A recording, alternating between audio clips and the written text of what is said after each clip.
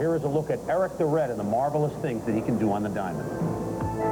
There's the slow curve, and that's hit a long way. Eric Davis. How do you like Eric Davis? Watch the play of Davis. Up over the 8-foot wall. Makes the play.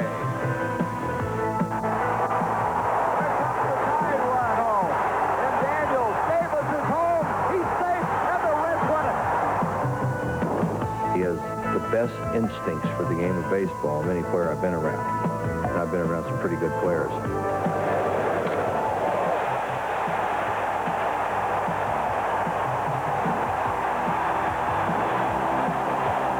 For much of the first half of the season, the performance of Cincinnati center fielder Eric Davis was the topic of discussion in baseball, except perhaps for the lively ball debate, which he helped spawn anyway.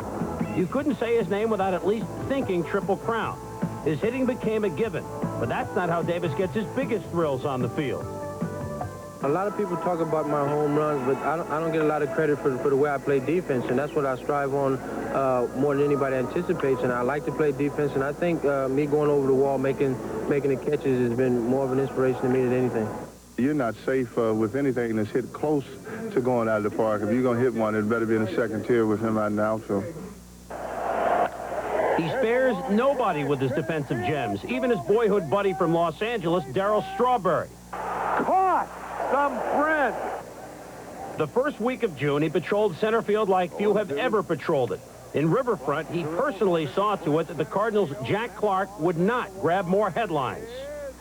Only somebody with his natural abilities could make those, probably. So I wasn't swinging the bat well. I could have used those balls, not just as home runs. I could have used them as hits right then because I was struggling, and they would have helped our team, and we would have won probably one of those games that he caught those balls. I mean, there for about a week and a half, he was the star of the show on SportsCenter. Every night, you could see Eric Davis making a great catch. And saving runs is keeping us in the ball game, and when you hit a home run, if you're down 4 or 5 runs, it really doesn't mean anything, you know. But if you make that clutch catch with the bases loaded or something like that, it sort of knocks their team down and lifts our teams up.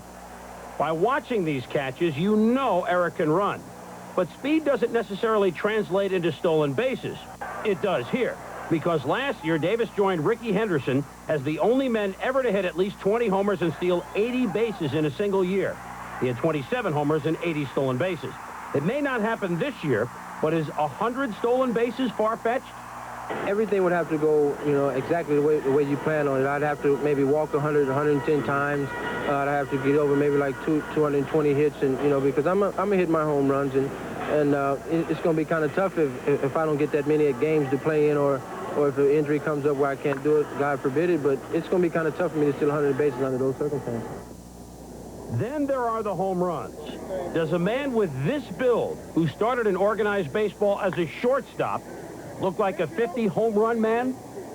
When I was coming up, they always, by me being so slim, they always felt that I wasn't going to be able to hit the ball out of the ballpark. And you know, it's tough for me when somebody tried to tell me something that, you know, when I know I can do something, they're telling me that I can, and I just continued to work, and then the ball started flying out of the ballpark, and they've been going out ever since.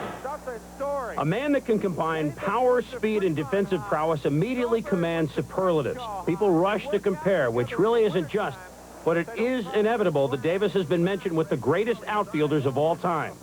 No, I can't compare him to Willie Mays. I can't compare him to Henry Aaron or Clemente, of those people, because one thing you got to realize is when I was a kid, they were playing. Now, Eric's a kid, and I'm analyzing talent. It's one of my jobs to analyze talent. But I certainly can't believe that anybody had any more talent than Eric Davis.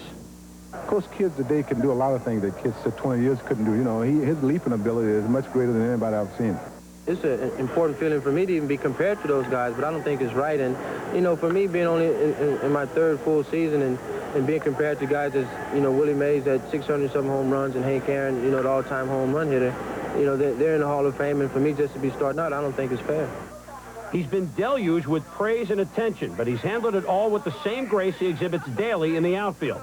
A teammate who has heard the same praise and traveled a similar early route is Dave Parker. I think he's done very well with it. He hasn't really altered his schedule and his work habits to cater to the media that has been all around him. And it just shows that the kid has a good head on his shoulders, and he's got good work habits, and I think he's going to maintain that. And hopefully he'll stay healthy so he can thrill the world with his skills. Baseball is a funny game. It could change and change as fast as it did for you to get on top. And you know, don't let yourself go down and just keep working to maintain the stability that you have and not just get, you know, too involved in what's going on. So far, Eric Davis has had a storybook season. But in baseball, the real storybook seasons don't take place until late October. He has his own dreams.